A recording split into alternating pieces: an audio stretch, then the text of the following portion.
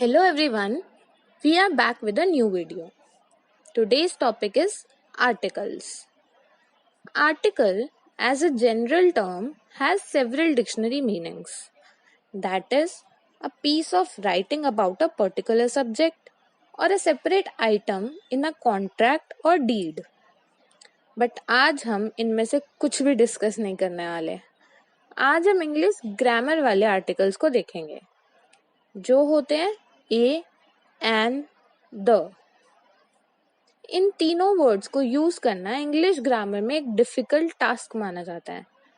But I assure you, अगर आप ये वीडियो एंड तक देखेंगे तो आपके सारे डाउट्स क्लियर हो जाएंगे. And I am really very happy with your support. Please do follow us on Instagram to learn the daily vocab and follow our daily quiz to improve your English. If you have any doubts regarding anything, you can DM us on Instagram or write us at our email nerdsliterary@gmail.com. We will reply you within 24 hours and solve your queries. Anyhow, let's start our topic. Articles are of two types. First, indefinite articles and second, definite articles. Indefinite articles में हमारे a and an आता है and वहीं definite articles में the आता है. When we use a and an, we mean one or some, and when we use the, we mean the same, the one that as mentioned before. इसे हम example से समझेंगे तो हमें ज्यादा अच्छे से समझ आएगा. जैसे there is a man standing at the gate. हमने मैन के आगे अ लगाया क्योंकि हमें नहीं पता कि वो कौन सा मैन है. As we do not know who he is और do not recognise that man. And वही हमने गेट से पहले द लगाया क्योंकि हमें पता है कि हमारा कौन सा गेट है वो. आई होप आपको डिफरेंस समझ आया होगा. आगे बढ़ते हैं. जैसे जैसे आगे रूल्स भी समझेंगे एंड और एग्जाम्पल्स भी देखेंगे तो हमें क्लैरिटी मिलती जाएगी. पहले हम डिटेल में समझते हैं इंडेफिनिट आर्टिकल्स को जो हमारे हैं अ एंड एन. इसको याद करने के या पहचान करने के कुछ ट्रिक्स कह लो या इम्पोर्टेंट पॉइंट्स कह लो, वो हम देख लेते हैं. First, a word beginning with letter having a consonant sound. Now the question arises, consonant क्या होता है? हमारे 26 अल्फाबेट्स में 5 वॉवल्स होते हैं एंड 21 कॉन्सोनेंट्स. जो A-E-I-O-U से शुरू हो वो वॉवल एंड बाकी सब कॉन्सोनेंट्स. तो जब हमारे कोई भी वर्ड्स कॉन्सोनेंट से शुरू होंगे यानी A-E-I-O-U को छोड़कर तब हम वहाँ अ यूज करेंगे. Example, a pen, a book, a pillow और ऐसे कोई भी word starting with a consonant. आगे बढ़ने से पहले हम एक सिंपल सी चीज समझते हैं. अगर हमें कोई थ्योरी बनानी होती है या फिर कोई न्यू कंसेप्ट फॉर्म करना होता है तो उसमें कुछ एक्सेप्शंस भी होते ही हैं जो हमें माइंड में रखने होते हैं. ऐसे ही यहाँ पर भी है. यहाँ कोई हार्ड एंड फास्ट रूल नहीं है कि कॉन्सोनेंट जो होगा आंख बंद करके ए लगा देंगे एंड वॉवल होगा तो एन लगा देंगे. We have some points here जहाँ हम वॉवल्स के साथ शुरू होने वाले वर्ड्स में भी ए का यूज करेंगे. Next point, a word that begins with the letter O with sound वा. यहाँ हमें लेटर से ज्यादा साउंड पर फोकस करना है क्योंकि यहाँ मेंशन्ड है कि हम वा साउंड देखेंगे. अगर बस लेटर की साउंड देखें तो ओ आती है. इसके एग्जाम्पल से और अच्छे से समझ पाएंगे. A one eyed man, a 1 rupee note. आप खुद इनको बोलकर देखोगे तो आपको साउंड आएगी वा की, वन में. सो ये केस होगा जब हम इसके आगे अ यूज करेंगे. नेक्स्ट पॉइंट देखते हैं. A word beginning with you और EU giving the sound of you. यहाँ भी सारा खेल साउंड का है। लेटर पर कॉन्सेंट्रेट ना करें, साउंड पर करना है। जिस वर्ड से हमें यू की साउंड मिलेगी वहां हम अ का यूज करेंगे। Example, a university, a European, दोनों में देखेंगे तो हमें यू की साउंड आ रही है, यूनिवर्सिटी में भी और यूरोपियन में भी। ये कुछ ट्रिक्स और टिप्स जो मैंने आपको बताए हैं, आई बेट यू इतनी डिटेल में और इतनी बारीकी से कोई नहीं बताएगा। आज तक ऐसे ऐसे लोग हैं जो हाई पोस्ट पर हैं पर आर्टिकल्स का यूज गलत करते हैं। आप ये वीडियो से इसके यूजेस तो अच्छे से समझ जाओगे, और यहाँ तक कि ये कॉम्पिटिटिव एग्जाम्स में भी पूछ लिए जाते हैं क्लोज टेस्ट की फॉर्म में।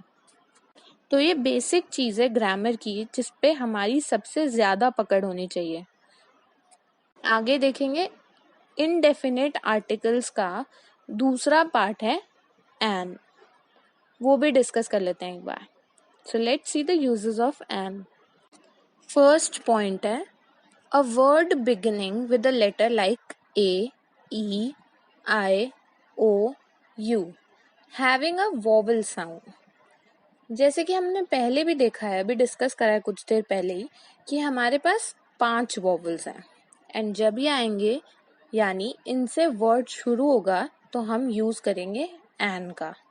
एग्जाम्पल देखते हैं, an apple, an egg, an idiot, an umbrella, etcetera. Second point देखते हैं, a word beginning with H but the pronunciation starts with a vowel. ऐसे काफी वर्ड्स हैं जो एच से शुरू होते हैं बट उनकी प्रोनाउंसिएशन एच से नहीं होती है। ऐसे वर्ड्स में एच साइलेंट होता है एंड हमेशा एच के बाद वोवेल ही होगा। Example, an hour, an honest man. यहाँ हम देखेंगे तो हमने प्रोनाउंसिएशन में एच को साइलेंट रखा है एंड दोनों वर्ड्स में एच के बाद वोवेल है, दैट इज ओ। तो इसके आगे हम एन यूज करेंगे। थर्ड पॉइंट देखते हैं, an abbreviation the first letter of which is M. ये वाला पॉइंट आपको हर जगह नहीं बताया जाएगा। हमने देखना है कि एब्रीविएशन हमारी एम से शुरू होनी चाहिए, तो वहां हमें एन लगाना होगा। Example, an M P, an M L A, an M com. ऐसा कोई और भी एब्रीविएशन होगा जो एम से शुरू होगा, वहां हमें आंख बंद करके एन लगा देना है। I hope my points are clear till now. I am repeating again, if you have any doubts you can DM us on Instagram page or mail us at nerdsliterary@gmail.com, and our Instagram ID is literary_nerds, so you can easily find us. Let's move on.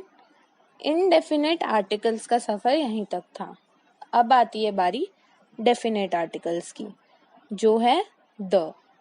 So rule number 1, before the names of historic और public buildings, इसके आगे हम the का use करते हैं।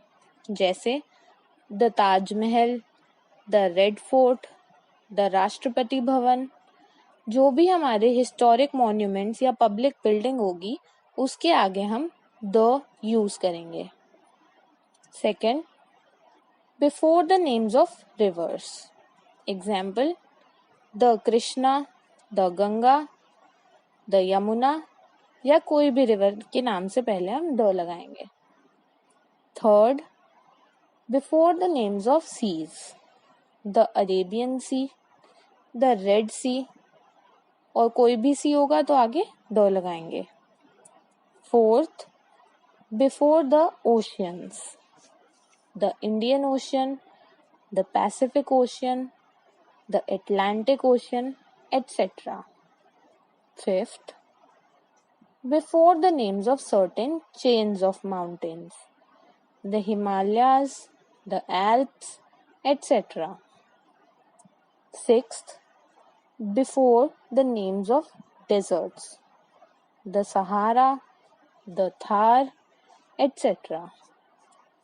Seventh, before the names of newspapers, the Hindustan Times, the Times of India, the Hindu, etc.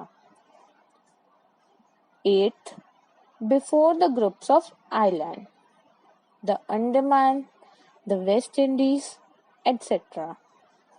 ये तो कुछ डायरेक्ट चीजें थी जिनका आप या तो स्क्रीनशॉट ले लें या फिर 2-3 बार पढ़ेंगे या वीडियो ध्यान से देखेंगे बार बार तो ऐसे ही याद हो जाएंगे। द से रिलेटेड कुछ और रूल्स भी हैं, so let's have a look on them as well. 9th, the is used before certain adjectives to give a plural meaning. The rich, the poor, the dead, the sick, the health, the blind, etc. यहाँ हमें देखना है कि the rich means rich people, the poor means poor people. It means it gives a plural meaning. अगर हम the लगा देंगे तो ये पूरे लोगों को डिनोट करेगा। द रिच का मतलब हुआ सारे रिच कम्युनिटी को बिलोंग कर रहा है।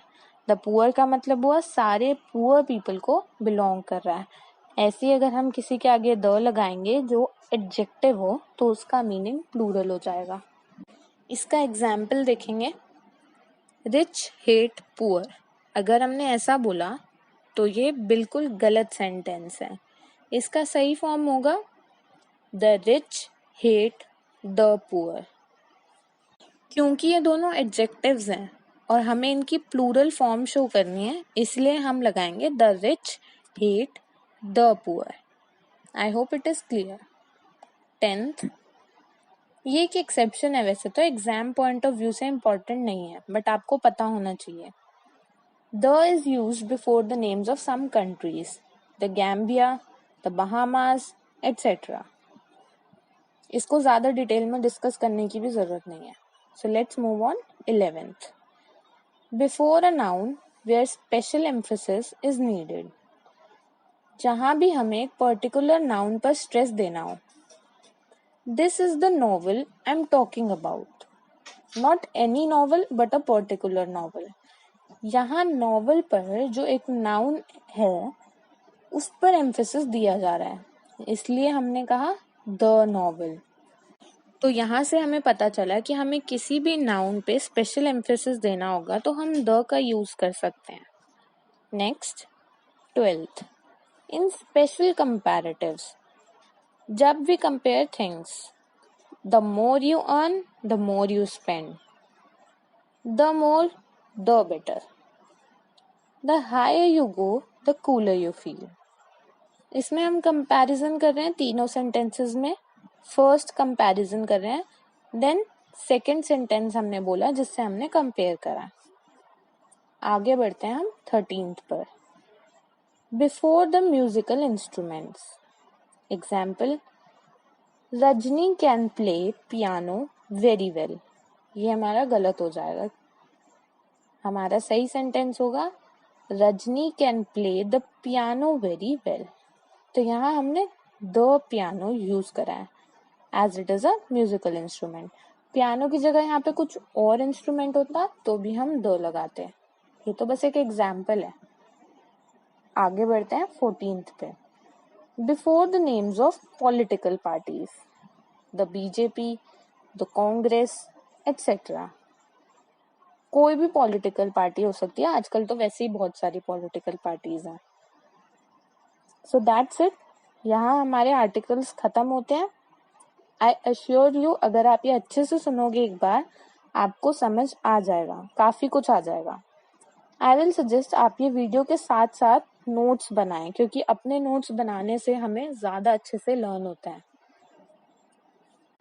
मैं भी वीडियोस बनाकर सिर्फ एक गाइडेंस ही प्रोवाइड कर सकती हूँ, आगे उसको कैसे इम्प्लीमेंट करना है ताकि आपको समझ आए। आपको सुन के समझ आता है, आपको लिख के समझ आता है, या आपको स्क्रीनशॉट लेके एक बारी वापस गो थ्रू करने पे समझ आ जाता है, आप वैसे कर लें। जैसा आपको कंफर्टेबल लगे आप वैसा पढ़ाई कर लें। एंड एज वी नो, अभी लॉकडाउन का टाइम चल रहा है एंड ये अच्छा चांस है हमारे पास कि हम अपने बेसिक्स स्ट्रॉन्ग कर लें। And as I always say, you can always write us at our email. Your feedbacks and queries are always welcome. We will happily entertain you all. Thank you so much. Stay home, stay safe, stay connected, and subscribe us for more videos. Enjoy studying. Thank you.